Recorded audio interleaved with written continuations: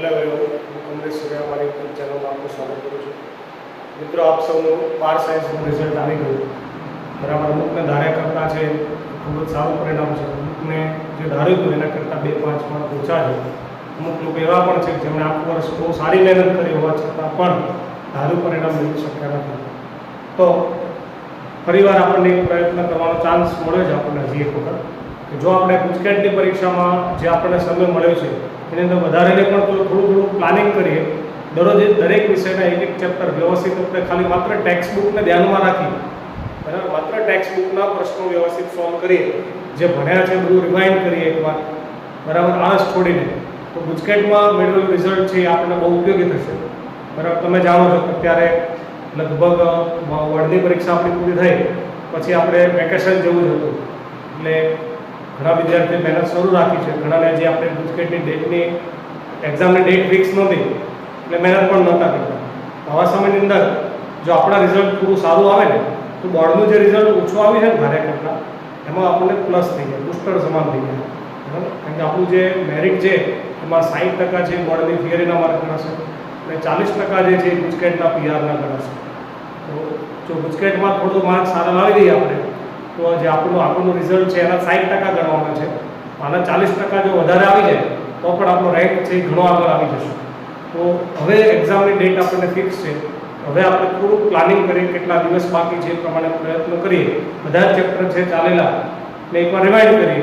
જ્યાં તમને કોઈ પણ ડિફિકલ્ટી હોય, બરાબર, ત્યાં તમે રૂબરૂ નથી મળી શકો એમ તો આપણે ફોન નંબર દ્વારા જે પણ વિષય શિક્ષક છે એમને તમે વોટ્સઅપમાં પ્રશ્નો મોકલશો તો દરેક શિક્ષક તમને સોલ્યુશન મોકલશે. એટલે મહેરબાની કરી થોડી મહેનત કરીએ વધારે તો હજી પણ ગુજકેટની અંદર સારું રિઝલ્ટ આપણે લાવી શકીશું, બરાબર.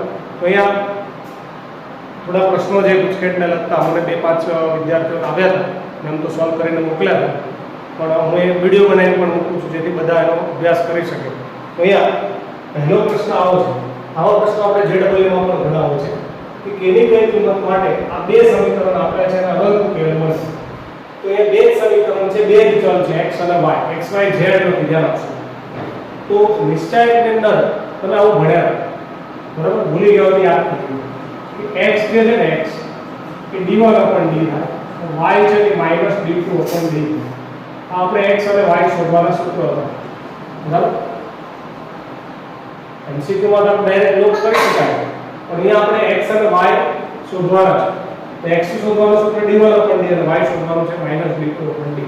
તો બંનેના છેદમાં કોણ છે? d. એટલે આપણો ઉકેલનો આધાર છે કે d ઉપર આધાર, કે જો d 0 આવી જાય ને, d શું આવી જાય? 0, તો ઇન્ફિનિટી થઈ જાય ને એટલે અનંત ઉકેલ મળી જાય. કેવો ઉકેલ મળે? અનંત આવે. જ્યારે d 0 આવે ને ત્યારે, બરાબર, હવે ને 0 આવે, બરાબર, d 0 આવે, સોરી, d 0 આવે ભાગાકાર નથી થવાનો એટલે ઉકેલ નથી મળવાનો. પણ આ ત્રણેય સરખા હોય, d1 આ ત્રણેય 0 આવી બધામાં, d1 બરાબર 0 આવે, d પણ 0 આવે, d2 પણ 0 આવે, ત્યારે આપણો ઉકેલ શું થાય? અનંત થઈ જાય, બરાબર. જો આ d 0 ના હોય, d 0 ના હોય તો અનન્ય ઉકેલ મળે. શું મળે? અનન્ય ઉકેલ મળે. ફરીવાર રિપીટ કરો. જો d છેદ 0 થઈ જાય તો ભાગાકાર ન થાય, અવ્યાખ્યાયિત થઈ જાય એટલે સમાંતર રેખા આવે, ખાલી ગણ મળે. પણ એનો અર્થ છે અનંત ગણ. તો અનંત ગણમાં બધા 0 થઈ જાય. આ 0 ભાગ્યા 0 નું આપી દીધું, બરાબર. તો એવું કીધું અનન્ય ઉકેલ મળે તો d is not equal to 0 થાય, બરાબર. તો આપણે આ યાદ રાખીશું. બીજું, તમે જૂની મેથડથી પણ MCQ છે તો ટૂંકી રીત કરી શકાય કે અહીંયા આ a1 upon a2 equals to b1 upon b2 equals to c1 upon c2. જો ત્રણેય સરખા હોય તો આનો ઉકેલ મળે. ત્રણેય પણ સરખા હોય, કયા ત્રણેય? a1 upon a2, b1 upon b2, c1 upon c2 ત્રણેય સરખા હોય ને તો પણ શું થાય? આનો ઉકેલ મળી જાય. હા, જો ખાલી પહેલામાં બરાબર હોય આ બંનેમાં અને અહીંયા નોટ ઇક્વલ ટુ હોય તો ખાલી ગણાશે. તો ત્રણેય ઇક્વલ ટુ લઈને a1 ની કિંમત આ છે k + 1, a2 ની કિંમત આ k છે, b1 ની કિંમત અહીંયા 8 છે અને અહીંયા k + 3 છે, અહીંયા 4 છે, 4k છે, અહીંયા 3k - 1 છે, બરાબર. ત્રણેયના સહગુણકનો ગુણોત્તર વચ્ચે ઇક્વલ ટુ લઈ લેવાનો. અનંત છે એટલે જો ખાલી ગણવા તો આ બેમાં ઇક્વલ ટુ લેવાનો, આ બે નોટ ઇક્વલ. તો આપણે આ રીતે સાદું રૂપ આપી આને અહીંયા કરો એટલે આવશે k² + 4k + 3 આવશે. અહીંયા કરો, બરાબર, 8k આવશે. અહીં આ બાજુ માઈનસ કરો તો k² - 4k + 3 = 0. બરાબર 3 ના ભાગ પણ 4 થાય 3 એકા 3 તો k -1 k -1 બરાબર 0 તો k બરાબર 3 આવ્યા અથવા k બરાબર 1 તો k ની આ ઉપર એક કિંમત મૂકો બેમાંથી એક તો સહગુણકનો ભાગાકાર છે એ સરખો રહે જો આમાં 3 લખો તમે 3 ને 4 ભાગ્યા 3 અહીંયા 8 ભાગ્યા 6 એટલે 4 ભાગ્યા 3 બરાબર અહીંયા આપણે 3 મૂકીએ તો 12 ભાગ્યા 8 એટલે બધાનો ગુણોત્તર સરખો આવી ગયો તો k ની બે કિંમત આવે 3 અથવા 1 આ બંને માટે અનંત ઉકેલ મળે બરાબર એવો એક પ્રશ્ન છે આ બીજો પછી લઈએ આપણે ત્રીજો છે કે a બરાબર શું લઈએ તો ઉકેલ ન મળે જો એ ઉકેલ ન મળે એટલે કેવો ગણ થાય ખાલી ગણ તો ખાલી ગણ ક્યારે થાય એટલે કીધું કે જ્યારે d 0 હોય કોણ 0 હોય d 0 હોય તો d ની જગ્યાએ લખશું આપણે a d એટલે શું d એટલે હંમેશા યાદ રાખવાનું x y z ના સહગુણક d એટલે નિશ્ચયમાં શું આવે x y z ના સહગુણક અહીંયા શું આવશે a 1 અને 1 અહીંયા આવશે 1 a અને 1 અહીંયા આવશે 1 1 અને a આના બરાબર 0 હવે સાદું ડાયરેક્ટ આપી શકાય અથવા ઓપ્શનમાંથી એની કિંમત મૂકી દો તમારા નિશ્ચયકનું મૂલ્ય 0 આવે જવાબ થઈ સાદું રૂપ ન આપ્યું તો આપણે નિયમ છે કોઈ પણ 0 કરી દેવાય ત્યાં તો આપણે આ બીજી આવે છે આમાંથી બાદ કરશું તો શું થશે a - 1 અહીંયા 1 - a અહીંયા 0 થઈ ગયું અહીંયા આનામાંથી બાદ કરો તો શું થશે 0 અહીંયા a - 1 અહીંયા 1 - a 1 1 અને 2 બરાબર 0 બીજી આવે પહેલામાંથી વાત કરીએ ત્રીજી આવે બીજામાંથી હવે કોઈ પણ એકને સાપેક્ષ સાદુરૂપ આપણે આપી દઈશું બરાબર તો આપણે પહેલી આને સાપેક્ષ સાદુરૂપ આપશું તો જો પહેલા કોણ આવશે a - 1 બરાબર છે કૌંસમાં આ બે ગુણ્યા બરાબર a ગુણ્યા a - 1 વચ્ચે માઈનસ 1 - a હવે આ આવશે -1 - a છે ને બરાબર આનો ગુણાકાર 0 આનો ગુણાકાર આવશે માઈનસ માઈનસ પ્લસ 1 - a બરાબર 0 પડી ગયો ફરી દે બીજાને પહેલામાંથી બાદ કર્યા ત્રીજાને બીજામાંથી હવે નિશ્ચય કઈ આને સાપેક્ષ સાદુરૂપ આપ્યું a - 1 આ બેનો ગુણાકાર માઈનસ આ બેનો ગુણાકાર અને હવે નિશાને માઈનસ આવે બરાબર છે આનો ગુણાકાર 0 આનો ગુણાકાર માઈનસ આવે અહીંયા આપણે માઈનસ હતા માઈનસ માઈનસ પ્લસ થઈ ગયું અહીંયા જો a - 1 અહીંયા આવશે a square minus a minus 1 plus 1 minus a 1 minus a 1 minus a બે વાર છે તો 1 માઈનસ a નો વર્ગ લખાય આ a છે ઉડી જાય અહીંયા શું હતું અંદર a સ્ક્વેર માઈનસ 1 તો a સ્ક્વેર માઈનસ 1 છે એટલે a માઈનસ 1 a પ્લસ 1 થઈ જાય 1 માઈનસ a નો વર્ગ બરાબર 0 આ શું થઈ ગયું a માઈનસ 1 નો વર્ગ થઈ ગયો એ કોમન લઈ લઈએ અહીંયા શું હતું a પ્લસ 1 a માઈનસ 1 નો વર્ગ અને 1 માઈનસ a નો વર્ગ બંને સરખા થાય a માઈનસ 1 નો વર્ગ કોમન લઈ લો અહીંયા a પ્લસ 1 એટલે 1 બને બરાબર 0 તો પહેલા કૌંસ બરાબર 0 અથવા બીજા કૌંસ બરાબર 0 અહીંયા a બરાબર 1 આવી ગયું અથવા a બરાબર -2 આવી ગયું તો એની બે કિંમત મળે કઈ બે 1 અને -2 તો આ બે કિંમત લઈએ ને કઈ 1 અને -2 ત્યારે નિશ્ચયકનું મૂલ્ય 0 થાય ત્યારે નિશ્ચયકનું મૂલ્ય 0 થાય એ બે માટે કિંમત મળે નહીં હવે પ્રશ્ન એવો પૂછો a બરાબર ખાલી જગ્યા માટે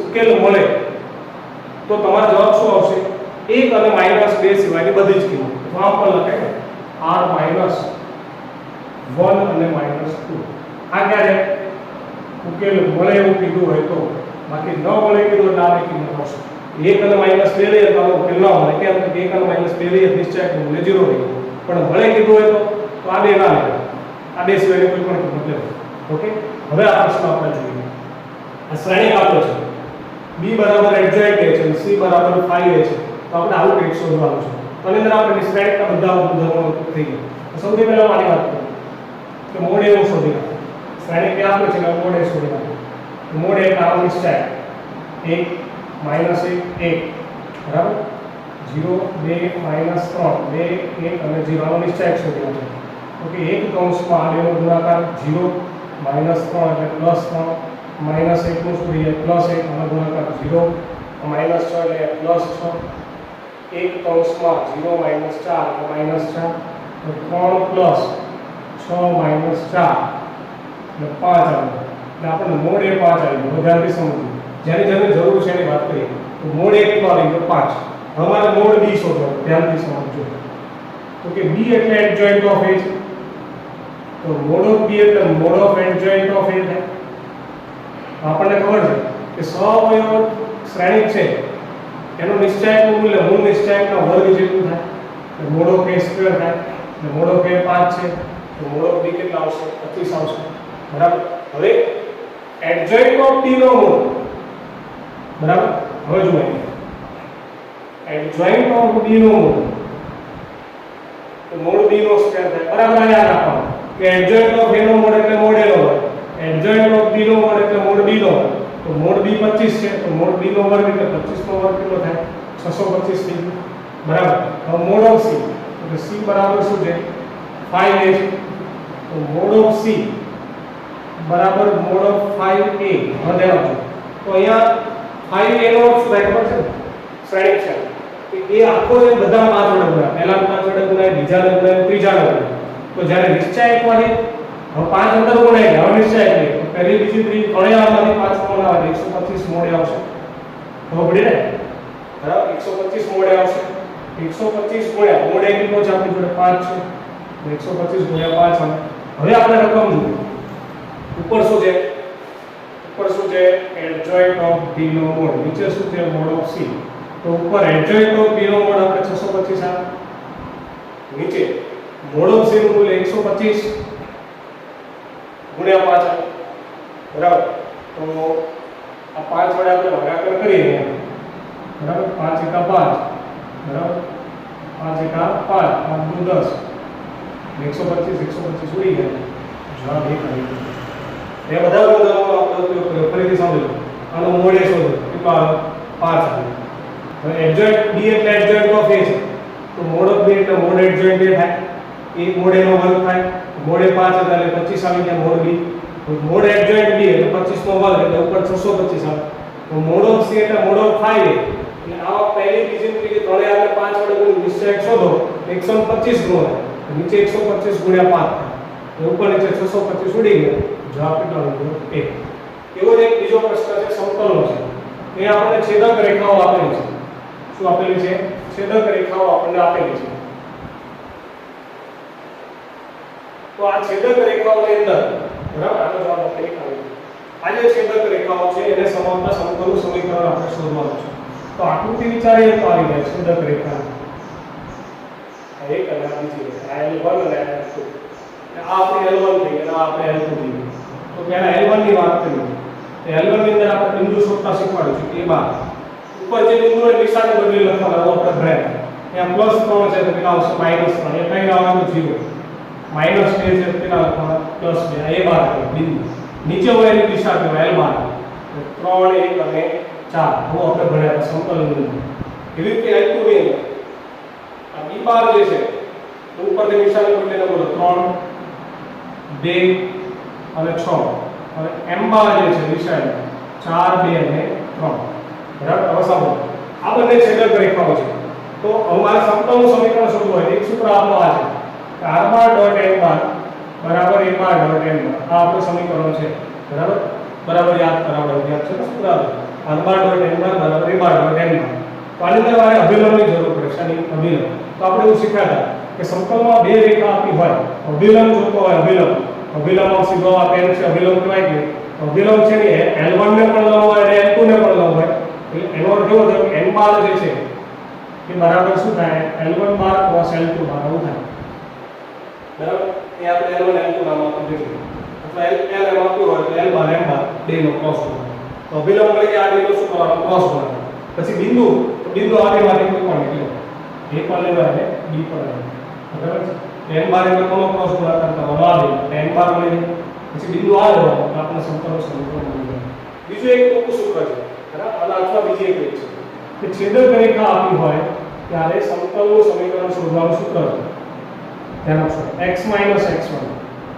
બરાબર x - x1 પછી અહીંયા y - y1 z - z1 L1 L2 L3 બરાબર પછી અહીંયા m1 m2 m3 બરાબર છે બરાબર આ સમીકરણ યાદ રાખો આ સરળ વાળી યાદ રહે શું કરવાનું સમીકરણ હું શીખવાડું ધારો કે આ ભૂલી ગયા બીજી એક રીત કરી કે જો પહેલા x y z લખી હવે બિંદુ લેવાનો છે કોઈ પણ ધારો કે a બાર લઉં છું તો બીજે લેવું બિંદુ લે આ લઉં છું તો -3 જેટલો લખવાનું -3 અને શું થઈ જાય +3 y - 0 z z માઈનસ 2.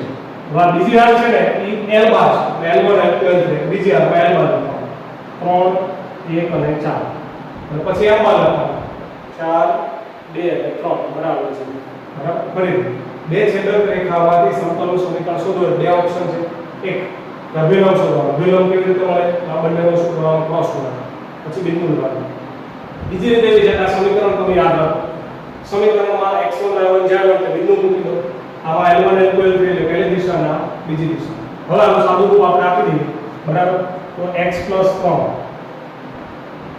બરાબર 3 × 3 3 માંથી 8 છે એટલે કેટલા આવશે? -5 માઈનસ y કૌંસમાં 3 કરી 9 9 - 16 બરાબર પ્લસ z - 2 3 × 6 6 માંથી 4 જાય તો 2 બરાબર 0.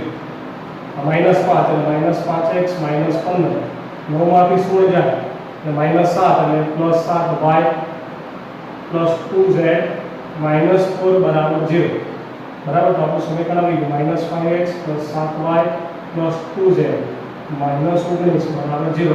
તો તમારે માઈનસ કોમન કાઢી નાખો 5x - 7y - 2z + 19 બરાબર 0.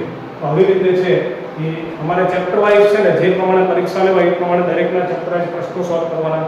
જુદા જુદા પેપર સેટમાં અને નેટ ઉપર જે મળે તે સોલ્વ કરો બરાબર. જી લેવલના ક્વેશ્ચન કરવાની જરૂર નથી. માત્ર ગુજકેટ લેવલના કરો. તમારે ટેક્સ્ટ બુકના પહેલા તો બધા એમસીક્યુ તૈયાર કરો. જે આપણે આખું વર્ષ કર્યું છે એ ફરીથી કરો, નવું નથી કરવું બરાબર. કુમાર એપ અત્યારે ફ્રી છે. કુમાર એપનું કોઈ અત્યારે પૈસા નથી. કુમાર એપની અંદર જેટલા પ્રશ્નો છે હેતુલક્ષી એ પણ ચેપ્ટર વાઇઝ શરૂ કરો ને તૈયારી કરવાની બરાબર. તો પણ ગુજકેટની તૈયારી પ્રોપર થઈ શકશે બરાબર. છતાંય કોઈ પ્રશ્નો ના આવડતા હોય તો વોટ્સએપમાં મોકલવા અને એનું સોલ્યુશન અમે મોકલીશું. ઓકે.